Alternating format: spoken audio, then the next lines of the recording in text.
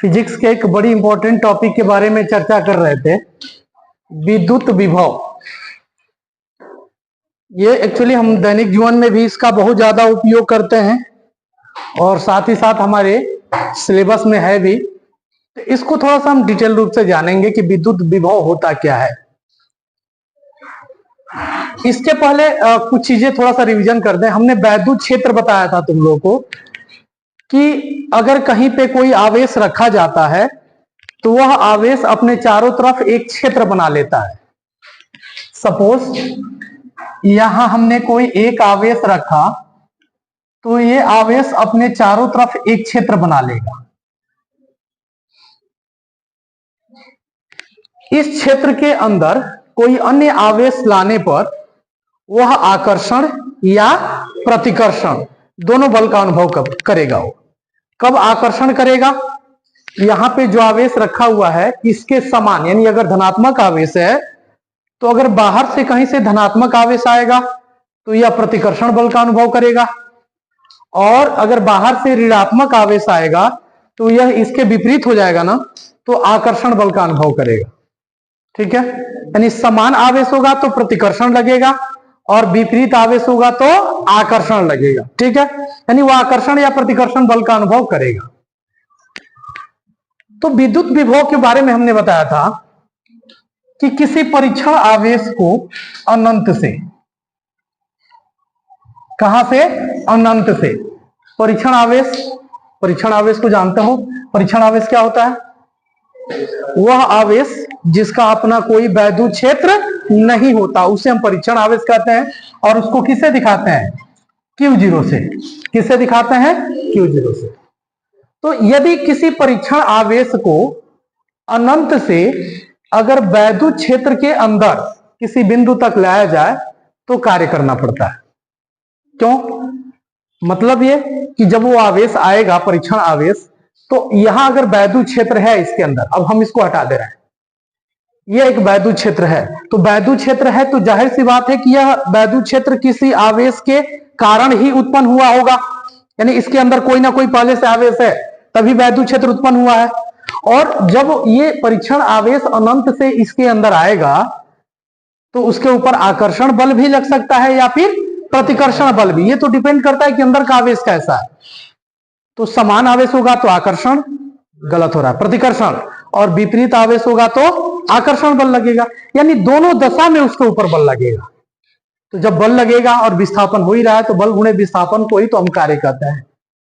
तो जब एकांक या किसी परीक्षण आवेश को अनंत से वैद्युत क्षेत्र के अंदर लाते हैं तो कुछ कार्य करना पड़ता है। उस कार्य, किए गए कार्य तथा उस परीक्षण आवेश के अनुपात को हम वैद्युत विभव कहते हैं, और उसको किससे दिखाते हैं? V से दिखाते हैं। किससे दिखाते हैं? यानी किसी परीक्षण आवेश को अनंत से वैद्युत क्षेत्र के अंदर लाने में किया गया कार्य W हो तो वैद्युत विभव V बराबर W अपान कितना? Q0। तब V बराबर W अपान Q0, यानी वैद्युत विभव क्या होता है? अनुपात होता है। वैद्युत विभव क्या होता है? किसका किसका अनुपात? किए गए कार्य और परीक्षण आवेश का अनुपात। कौन सा किया गया कार्य? परीक्षण आवेश को अनंत से वैद्युत क्षेत्र के अंदर लाने में किया गया कार्य। उस किए गए कार्य तथा परीक्षण आवेश के अनुपात को हम क्या कहते हैं? वैद्युत विभव कहते हैं, और उसको किससे दिखाते हैं? V से। तो एक तरह से तो डेफिनेशन हमने ये बता दिया। दूसरा तरीका कि यदि हम Q0 बराबर 1 कूलाम मान लें, ये क्या कर रहा हूं यार मैं, Q0 बराबर 1 कूलाम मान लें हम, तो V बराबर कितना हो जाएगा? केवल W हो जाएगा ना। V इक्वल टू क्या हो जाएगा? W। तो यहां से भी हम डिफाइन कर सकते हैं कि किसी एकांक आवेश को, किसको? एकांक आवेश को, वह आवेश जिसका परिमाण 1 कूलाम हो उसको एकांक आवेश कहते हैं। किसी एकांक आवेश को अनंत से वैद्युत क्षेत्र के अंदर लाने में किया गया कार्य ही वैद्युत विभव होता है या कहलाता है। आ रहा समझ में? एक तरीके से यहां भी डिफाइन कर सकते हैं कि एकांक आवेश को वैद्युत क्षेत्र के अंदर लाने में जो कार्य करना पड़ता है वही क्या होता है, उसका वैद्युत विभव होता है, वही उसका वैद्युत विभव होता है। बात समझ में आई? अब इसकी मात्रा की चर्चा कर लें, एक बार दोहरा लो, देखो फिर में हम आते हैं इसको जल्दी।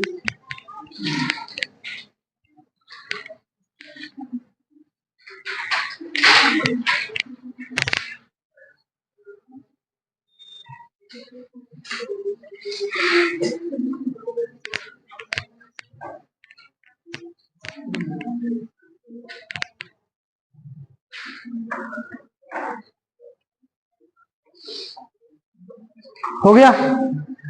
चलो अब इसकी मात्रा की बात करते हैं। इसका मात्रक, मात्रक क्या होता है? सबसे पहले हम बात कर लेते हैं एसआई मात्रक।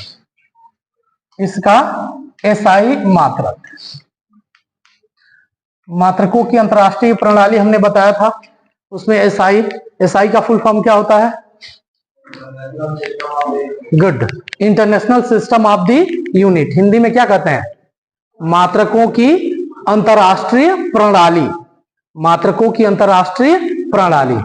तो अब देखो यहां लिखेंगे, चूंकि भी बराबर सूत्र होता है W अपान कितना, Q0, तो इसलिए भी का मात्रक, आवाज नहीं, भी का मात्रक बराबर क्या हो जाएगा, W का मात्रक, W का मात्रक बटा कितना, Q0 का मात्रक, Q0 का मात्रक। This is equal to W का मात्रक, W मतलब क्या है, किया गया कार्य है, W क्या है, किया गया कार्य है, और कार्य का मात्रक क्या होता है, जूल। और आवेश, आवेश का मात्रक क्या होता है, कूलाम। यानी इसका मतलब यह हुआ कि इसका विद्युत विभव का मात्रक जूल प्रति कूलाम होता है, जिसे हम वोल्ट कहते हैं। क्या कहते हैं, वोल्ट, उसको हम क्या कहते हैं, वोल्ट कहते हैं। फिर ये पूछा जाएगा कि ये कौन सा मात्रक है, वोल्ट जो है वह व्युत्पन्न मात्रक है या मूल मात्रक है? तो मात्रक हमने जब बताया था तो उसमें कक्षा 11 में कि मुख्य रूप से दो मात्रक होते हैं, एक मूल मात्रक और एक होता है व्युत्पन्न मात्रक। मूल मात्रक, मूल राशियों के मात्रकों को मूल मात्रक कहते हैं, और उनकी संख्या कितनी है, 7। उनकी संख्या कितनी है, और मूल मात्रकों से जो मात्रक बनाए जाते हैं उसे क्या कहते हैं, व्युत्पन्न मात्रक कहते हैं। तो मूल मात्रक में कौन कौन सी राशि, कौन कौन से मात्रक आते थे? पहला आता था मीटर, ठीक है, उसके बाद आता था किलोग्राम, फिर क्या आता था, सेकंड, फिर आता था एम्पियर, फिर होता था डिग्री सेंटीग्रेड या केल्विन, या केल्विन, अगला होता था कैंडिला, और लास्ट होता था मोल। याद है? यही हमारे 7 मूल मात्रक होते थे, 1 2 3 4 5 6 7। यह जो होता था वो दूरी या लंबाई का मात्रक होता था। किलोग्राम किसका मात्रक होता था, द्रव्यमान का। किसका मात्रक होता था, सेकेंड किसका मात्रक होता था, समय का। एम्पियर किसका मात्रक होता था, विद्युत धारा का। किसका मात्रक होता था, डिग्री सेंटीग्रेड या केल्विन, ताप का। कैंडिला, ज्योति तीव्रता का। और मोल किसका होता था, पदार्थ की मात्रा का। ये 7 मूल मात्रक होते थे। इसके अलावे बाकी जो भी मात्रक होते हैं वो सब हमारा व्युत्पन्न मात्रक कहलाते हैं। तो अब ये देखो ना, ये हम जो विभवांतर का मात्रक हमने निकाला तो वोल्ट निकल गया, हमने वोल्ट निकाला। तो अब ये वोल्ट क्या ये मूल मात्रक में है, मूल मात्रक में नहीं है। तो वोल्ट कौन सा मात्रक हो जाएगा, व्युत्पन्न मात्रक। वोल्ट कौन सा मात्रक हो जाएगा, व्युत्पन्न मात्रक। क्या होते हैं कि वे मात्रक जो मूल मात्रकों की सहायता से बनाए जाते हैं, वे मात्रक जो मूल मात्रकों की सहायता से बनाए जाते हैं उन्हें हम क्या कहते हैं, उन्हें व्युत्पन्न मात्रक कहते हैं। यानी हमने विभव का मात्रक निकाल दिया। कौन सा मात्रक, व्युत्पन्न मात्रक। यानी विभव का मात्रक, व्युत्पन्न मात्रक क्या होता है, जूल प्रति कूलाम होता है, जिसको क्या कहते हैं, वोल्ट कहते हैं। जिसको क्या कहते हैं, वोल्ट कहते हैं। फिर पूछता है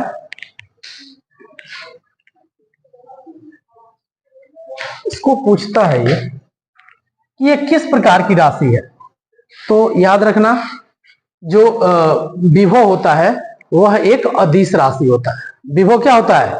एक अदिश राशि होता है। अब इसकी बात करें बीमा की, पहले मूल मात्रक और बीमा, मूल मात्रक भी निकालना सिखा दें। मूल मात्रक और बीमा, और क्या बीमा या बीमीय सूत्र कह सकते हो, बीमीय सूत्र। ये हमने कौन सा मात्रक निकाला था? व्युत्पन्न मात्रक। कौन सा मात्रक निकाला था? अब हम जा रहे हैं निकालने मूल मात्रक। इसका मूल मात्रक निकालेंगे कैसे? तो फिर वही आते हैं, चूंकि भी का मात्रक बराबर, यहीं से ले लेते हैं, भी का मात्रक बराबर, या थोड़ा सा और तोड़ो, क्योंकि भी बराबर क्या होता है? W/Q0। ठीक है, यानी विभवांतर बराबर कार्य बटा आवेश, फिर बराबर, और कार्य बराबर होता है बल गुणे विस्थापन। यही होता है ना, कार्य बराबर क्या होता है? बल गुणे विस्थापन बटा आवेश। आवेश बराबर होता है धारा गुणे समय। Q बराबर होता है I × T। इसका मात्रक देखें, क्या इसका मात्रक मूल मात्रक में आ गया कि नहीं? यहां तो नहीं आया, क्योंकि ये जूल होता है, जूल होता ही नहीं है मूल मात्रक में। तो फिर यहां चेक करें, बल का मात्रक क्या होता है? न्यूटन। बल का मात्रक क्या होता है? तो न्यूटन मूल मात्रक में होता है। न्यूटन मूल मात्रक है कि व्युत्पन्न मात्रक है? व्युत्पन्न मात्रक है ना, मूल मात्रक तो साथ ही होता है, इसका मतलब और हमें तोड़ना पड़ेगा। तो फिर बल, बल बराबर क्या होता है? द्रव्यमान गुणे त्वरण। बल बराबर क्या होता है? द्रव्यमान गुणे त्वरण इंटू विस्थापन D। I विद्युत धारा, ये मूल राशि में टूट गया, और T समय, ये भी टूटा हुआ है ऑलरेडी। द्रव्यमान, ये तो ठीक है, द्रव्यमान का किलोग्राम हो जाएगा, लेकिन त्वरण का क्या होता है? त्वरण का मात्रक होता है मीटर प्रति सेकेंड स्क्वायर। इसमें मीटर था ना, सेकेंड भी था ना, इसका मतलब वो टूट गया। तो अब रखें, द्रव्यमान का मात्रक क्या होता है? किलोग्राम। द्रव्यमान का मात्रक किलोग्राम। त्वरण का मात्रक मीटर प्रति सेकेंड स्क्वायर। विस्थापन D क्या है? विस्थापन। विस्थापन का मात्रक क्या होता है? मीटर। विस्थापन का मात्रक क्या होता है? मीटर। हिंदी में लिखते हैं, थोड़ा सा और क्लियर होगा। द्रव्यमान का मात्रक होता है किलोग्राम।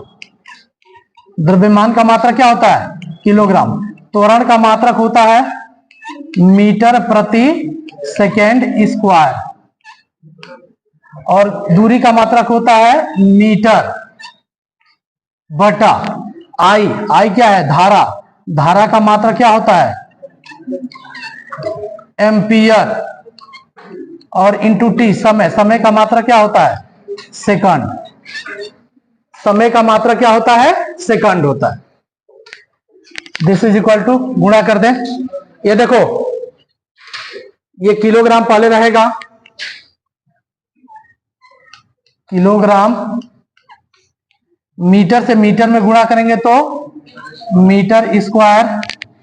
सेकंड का पावर कितना है? -2 है, और सेकंड एक ऊपर से जाएगा, +1 ऊपर जाएगा तो -1, तो -2 और 1 मिलकर -3। सेकंड का पावर -3, और क्या बच गया? एम्पियर ना, एम्पियर ऊपर जाएगा तो क्या हो जाएगा? एम्पियर का पावर कितना? -1। यह इसका मूल मात्रक हो गया। ये इसका क्या हो गया? मूल मात्रक। अब जब मूल मात्रक हो गया तो हम इसका बीमीय सूत्र भी निकाल सकते हैं। बीमा अब तोड़ने की जरूरत नहीं, यहीं से निकल जाएगा। इसलिए लेंगे बीमीय सूत्र बराबर, बीमीय सूत्र बराबर क्या? किलोग्राम। किलोग्राम द्रव्यमान, किलोग्राम क्या होता है? द्रव्यमान का मात्रक होता है ना, उसका बीमा कितना? Capital M। M लंबाई है, लंबाई का बीमा कितना? L। स्क्वायर है तो स्क्वायर। सेकेंड समय है, क्या होता है इसका बीमा? T का पावर कितना? और एम्पियर, एम्पियर का पावर कितना? -1। हो गया इसका बीमा। बोलो, समझ में आया? एक बार देख लो ध्यान से, फिर हम आगे बढ़ते हैं। कंसंट्रेट होकर देख लो, थोड़ा सा गर्मी बर्दाश्त कर लो, नहीं तो फिर जीवन भर बर्दाश्त करना पड़ेगा।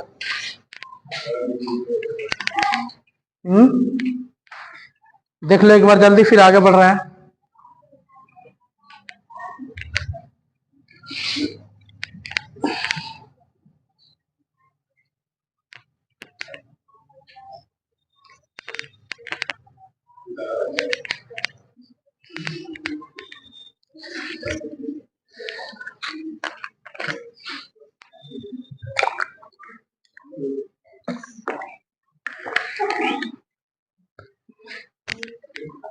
हो गया। तो ये हमने चर्चा कर लिया विद्युत विभव के बारे में। विभव का सूत्र क्या होता है वो हमने निकाल दिया। पहले उसको हमने डिफाइन कर दिया विद्युत विभव क्या होता है, फिर उसका हमने सूत्र निकाल दिया। सूत्र निकालने के बाद हमने दो तरीके का डेफिनेशन लिया। फिर उसके बाद हमने एसआई पद्धति में इसका मात्रक क्या होता है और मात्रक में भी व्युत्पन्न मात्रक क्या होता है हमने बता दिया। फिर उसका मूल मात्रक क्या होता है वो हमने बता दिया। फिर उसका बीमा क्या होता है ये हमने बता दिया। यानी विभव की इतनी सारी चीजें क्लियर हो गई। अब मैं अगला टॉपिक तुमको जो बताने जा रहा हूं, शायद बहुत कम जगह वो मिलता है, किताब में भी शायद ये हो कि ना हो, थोड़ा सा इसको ध्यान से देखना, क्योंकि उसका हम लोग उपयोग बहुत ज्यादा कम करते हैं लेकिन जानकारी नहीं रहती है बहुत सारे लोगों को।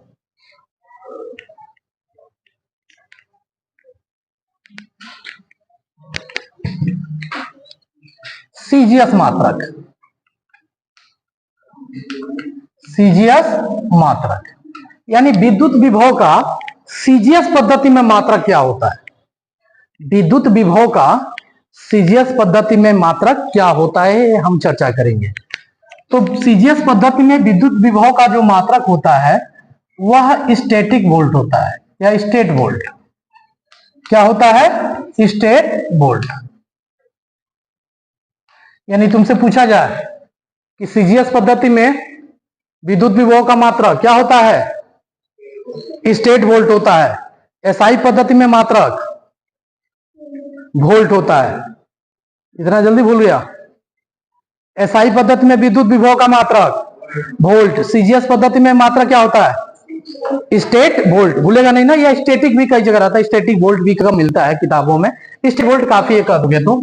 अब बात आती है कि वोल्ट तथा स्टेट वोल्ट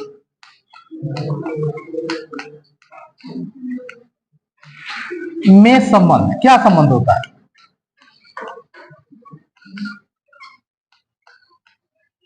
यानी वोल्ट तथा स्टेट वोल्ट में क्या संबंध होता है, मतलब एक वोल्ट में कितने स्टेट वोल्ट होता है, कितना स्टेट वोल्ट होता है हमको निकालना है। वोल्ट बड़ा मात्रक है, एसआई जो होता है बड़ा मात्रक होता है और सीजीएस उसका छोटा मात्रक होता है। तो एक वोल्ट में एक वोल्ट में कई स्टेट वोल्ट होंगे ना, तो कितना होगा ये हम थोड़ा सा निकाल लें। तो चूंकि सूत्र होता है V बराबर W अपॉन कितना Q0, यही होता है। मतलब एक वोल्ट बराबर एक वोल्ट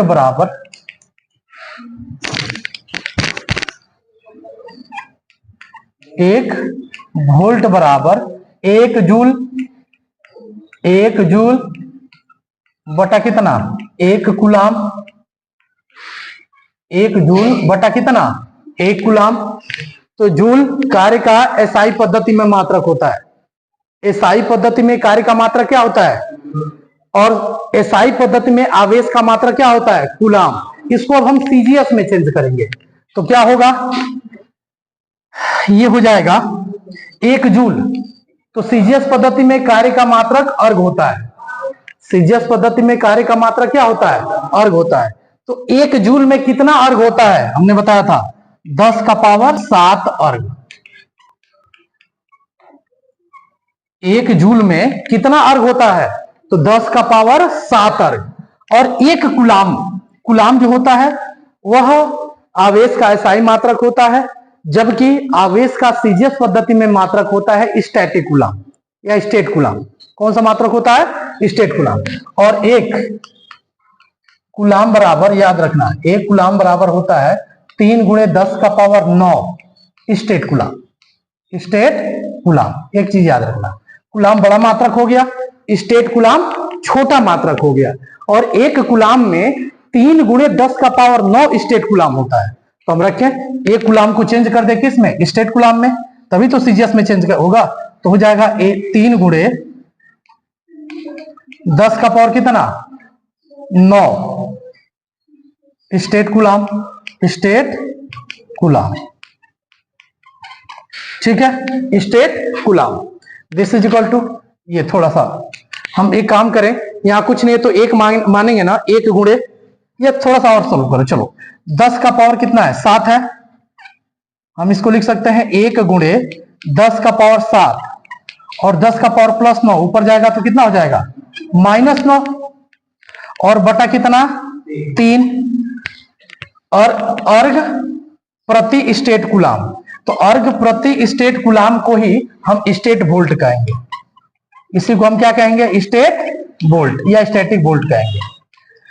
थोड़ा सा और सॉल्व कर लें। दिस इज इक्वल टू 1 गुणे 10 का पावर -9 में से 7 निकल गया तो कितना हुआ -2 बटा कितना 3 स्टेट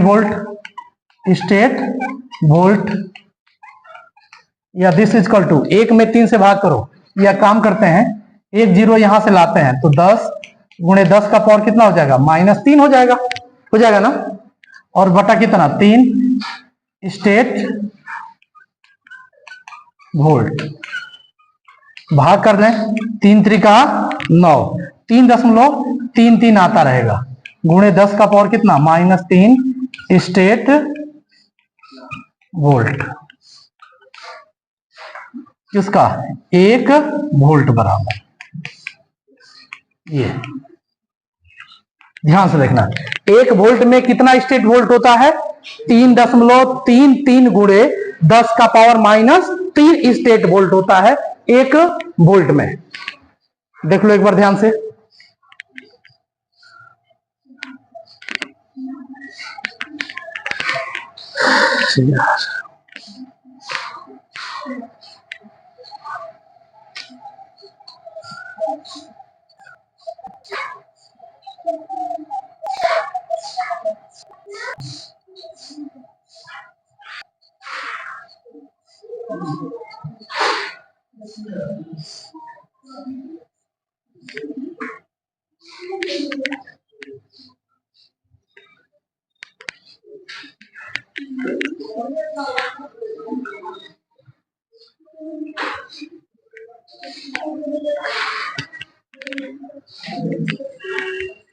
समझ में आया।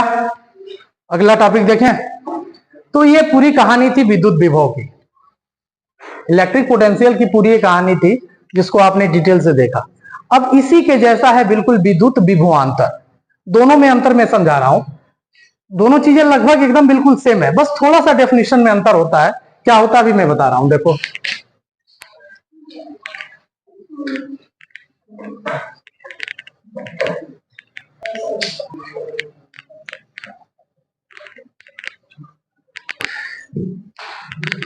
विद्युत विभवांतर,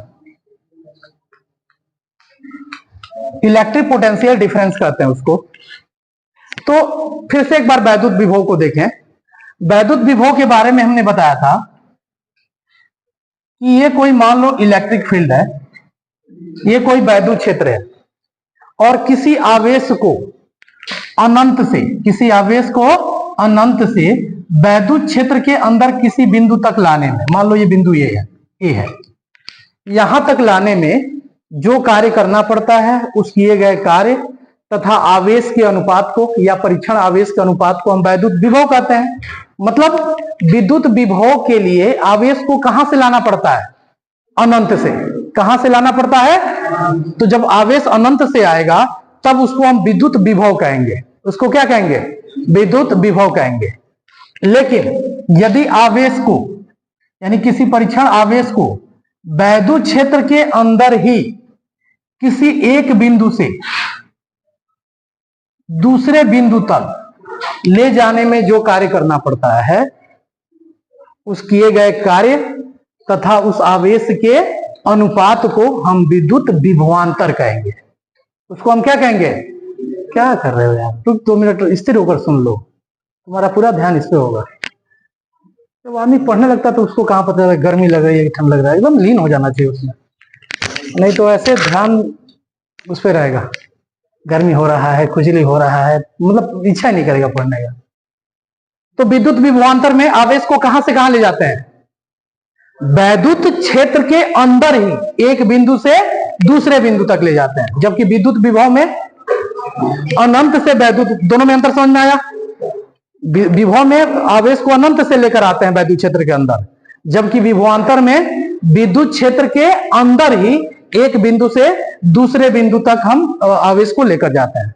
तो डिफाइन कैसे करोगे कि किसी आवेश को या एकांक आवेश को, जैसे अभी हमने इसके पीछे समझाया था ना कि एकांक आवेश को वैद्युत क्षेत्र के अंदर ही एक बिंदु से दूसरे बिंदु तक ले जाने में किए गए कार्य तथा उस आवेश के अनुपात को हम क्या कहते हैं? विद्युत विभवांतर कहते हैं। मान लो किसी परीक्षण आवेश Q0 को वैद्युत क्षेत्र के अंदर ही बिंदु B से बिंदु A तक लाया जाता है, तब विद्युत विभवांतर ये हो जाता है VA माइनस VB बराबर कितना हो जाएगा? W upon Q0। आया समझ में? यानी VA माइनस VB कहां से लाया जा रहा है? B से। किस बिंदु पर लाया जा रहा है? A पर। यानी बिंदु B से A तक लाने में किए गए कार्य तथा उसी परीक्षण आवेश के अनुपात को हम विद्युत विभवांतर कहते हैं। यानी अगर वैद्युत क्षेत्र के अंदर किसी परीक्षण आवेश Q0 को बिंदु B से बिंदु A तक लाया जाता है, तब विद्युत विभवांतर VA minus VB equal to W upon Q0। ठीक है इतना।